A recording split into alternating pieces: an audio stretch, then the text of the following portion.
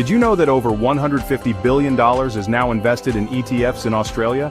And more than 1 in 3 millennials are using them to build wealth. Why? Because it works. Today, I'm starting a $500 ETF portfolio from scratch, using only ASX-listed funds with over 10% historical returns. Whether you're 18 or 48, this is for any beginner ready to take charge of their financial future. Why? Because it works. Let's be real, most beginners feel stuck. No, you don't. $500 is enough to begin.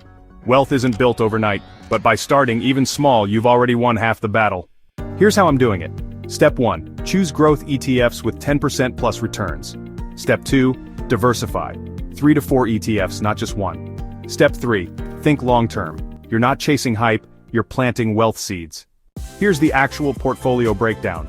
VAS covers the top 300 Australian companies, returning about 9–11% annually, with a $200 allocation. NDQ focuses on US tech giants like Apple and Microsoft, delivering over 15% returns in recent years with $150 invested. VGS offers exposure to 500+ global companies for diversification with $100 allocated.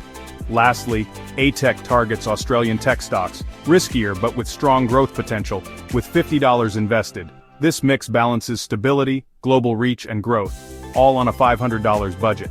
Together, they give domestic strength, global growth and tech innovation, all for just $500.